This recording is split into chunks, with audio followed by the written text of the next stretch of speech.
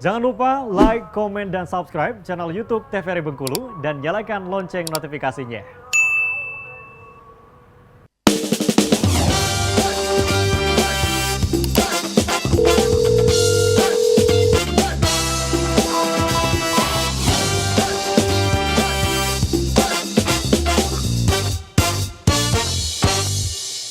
Sobat Sehat, terima kasih Anda masih bersama kami dalam Dokter Kito. Bersama Kita Sehat dengan tema kita kali ini membahas mengenai psoriasis. Kita langsung lanjut lagi ke Dokter Bella ya.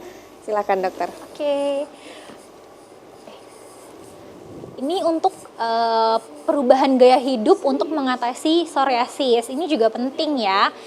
Yang pertama itu adalah harus gunakan obat sesuai dengan resep dokter ya. Jadi pasien-pasien dengan yang udah psoriasis sendiri, obatnya itu kan termasuk obat-obat yang memang harus di follow up gitu. Jadi dan juga obat itu benar-benar harus pakai resep dokter gitu. Jadi harus sesuai ya, dan juga follow up-nya jangan lupa harus ikutin jadwal follow up-nya karena dosisnya itu bisa lama-lama diturunkan seperti itu.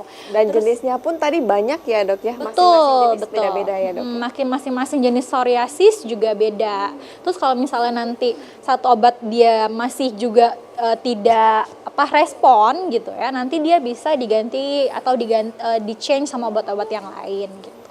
Terus beritahu dokter tentang semua obat yang Anda gunakan termasuk obat-obatan tanpa resep, itu juga penting ya. Terus juga berjemur di bawah sinar matahari. Nah ini, maka untuk pasien-pasien yang memang ada psoriasisnya boleh dirutinkan nih untuk berjemur di bawah sinar matahari yang tadi jam 10 sampai jam 11, lamanya 15 sampai 30 menit udah cukup gitu.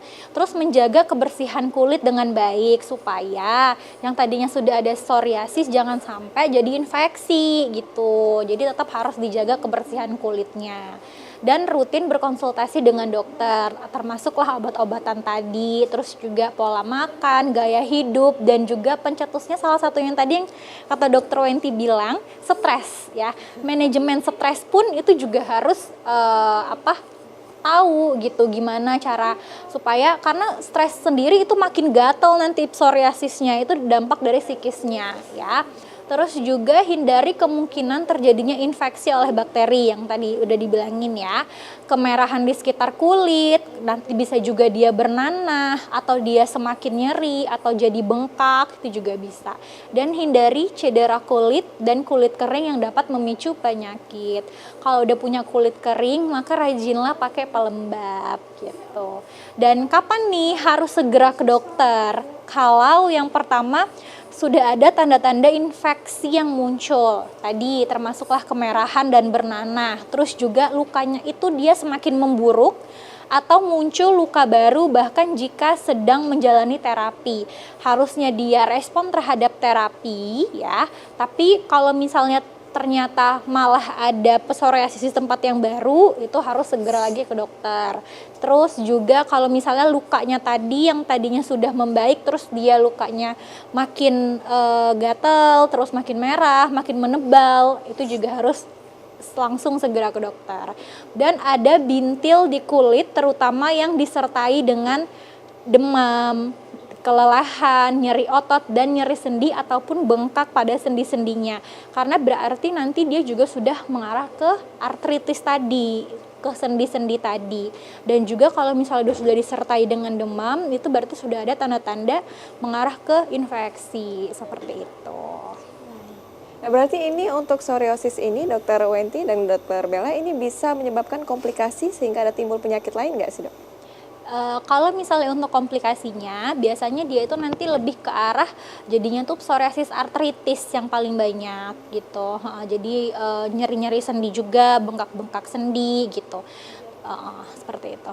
Baik, terima kasih dokter Bella dan juga dokter Wenti. Tadi berbicara mengenai lotion tadi, nah mungkin ini bisa tambahan informasi juga untuk saya dan pemirsa di rumah, terutama yang mengidap psoriasis ini. Untuk penggunaan lotion itu, apakah dengan kandungan tertentu di lotionnya atau bisa dengan lotion yang mungkin bebas bisa ditemui di pasaran dok? Jadi kalau misalnya untuk lotion atau pelembab kulit ya, biasanya yang paling sederhana itu adalah minyak kelapa yang bisa dibikin sendiri di rumah ya, dari kelapa murni gitu ya, atau misal bisa juga yang sudah ada diproses yang sudah jadi minyak kelapa itu. Jadi kalau misalnya pasien-pasien yang itu biasanya dianjurkan untuk minyak kelapa. Terus kalau misalnya lotion pun dicari yang banyak mengandung lebih banyak pelembabnya gitu ya, aloe vera gitu. Terus juga apa namanya kadar minyaknya juga lebih banyak. Gitu ada kan yang lebih nggak pekat Ya. gitu. Baik, terima kasih Dokter Bella dan juga Dokter Wenti. Pemirsa, itu tadi informasinya, semoga menambah pengetahuan kita ya, meskipun psoriasis ini adalah penyakit genetik, tapi kita juga perlu dan harus berhati-hati juga untuk menjaga kesehatan kulit kita. Akhirnya pemirsa, saya Julia Hartanti mewakili seluruh kerabat kerja yang bertugas pamit undur diri. Terima kasih atas perhatian Anda, sampai jumpa, tetap semangat dan sehat selalu.